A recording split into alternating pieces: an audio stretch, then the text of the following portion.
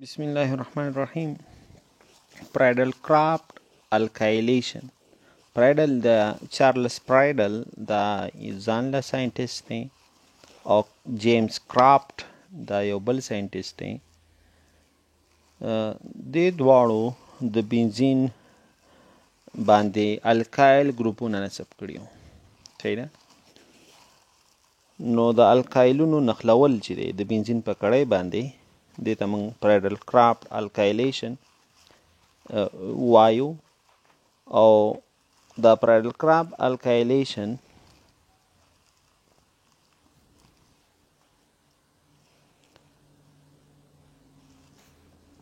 او چې دی دا چې ترسره کیږي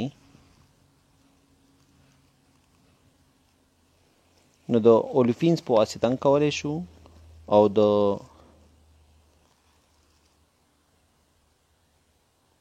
المونیم کلوراید هیلاید په واسطه هم چې دی دا موږ ترسره کولی شو.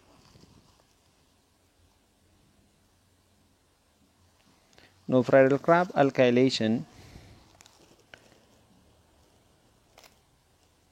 که موږ مثال په توګه بنزین کړۍ واخلو،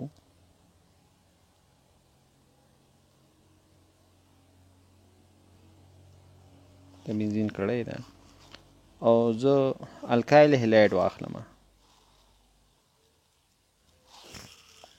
الکایل هیلاید واخلم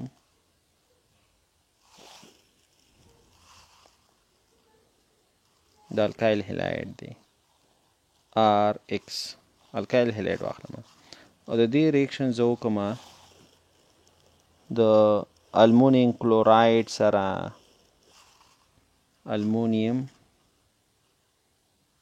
کلوراید سره ترسره کړم. نو په نتیجه کې به موږ سره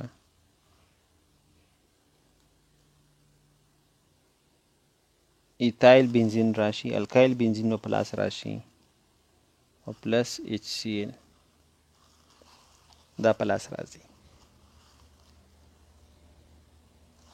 نو دې ته موږ الکایلیشن یو د الکایل ګروپ نصبول. نو د دې میکانیزم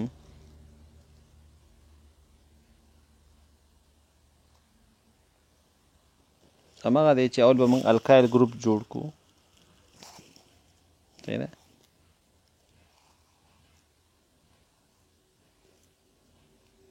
او بخیر اول به موږ الکتروفیل چې ده په لاس راوړو.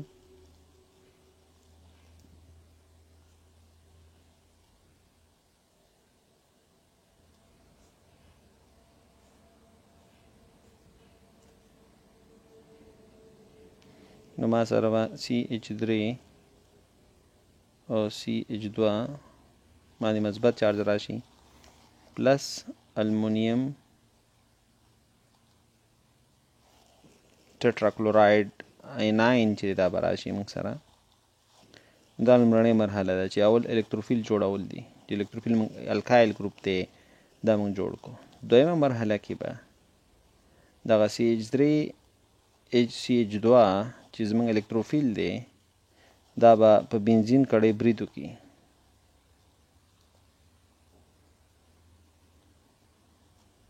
باندې به څه وکړي؟ حمله وکړي، برید به وکړي.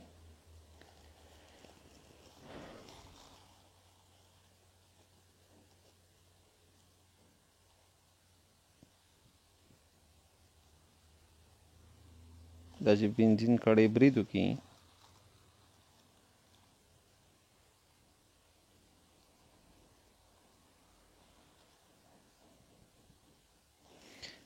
هغه چې ټول عمر د الکترون نه الکتروفیل خواته ځي هلکانو ښه. نو موږ سره به کاربونیم آین جوړ شي.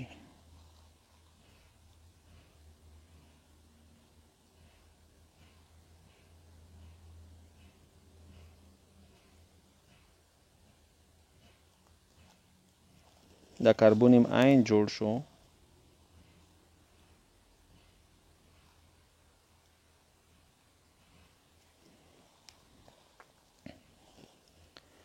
او په دریمه مرحله کې به او دا ریزونانس سټیبلایز دی، هغه ریزونانسي جوړښتونه چې ورته نو رسموم درته. صحیح ده؟ دا ریزونانس سټیبلایز دی. نو دریمه مرحله کې به پروټان د لاسه ورکړي کاربونیم آیون به پروټون د لاسه ورکړي.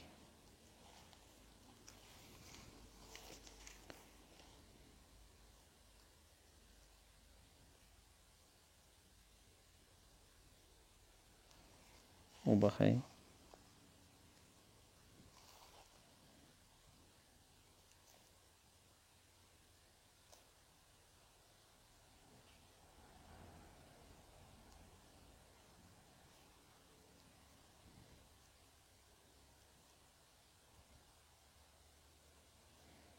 دا به د الکترون منفي الکترون چې دا موږ هایدروجن ته ورکو، هایدروجن به بانډ به دننه شفټ شي، انتقال شي.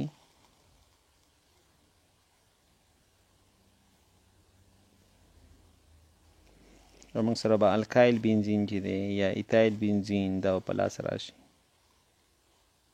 که دا ریاکشن موږ د میتایل کلوراید سره کړی وي نو بیا به ټولین چې دی دا په لاس راتلی، تالوین.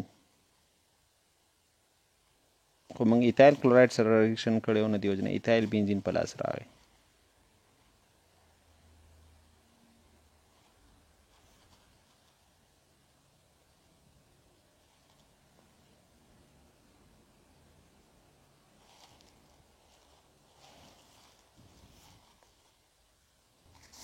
همدارنګه موږ کولی شو چې د اولوفینز په واسطه هم د اروماتیک هایدروکاربنونو د الکلیشن څخه موږ الکایل بنزین چې دی دا په لاس راوړو.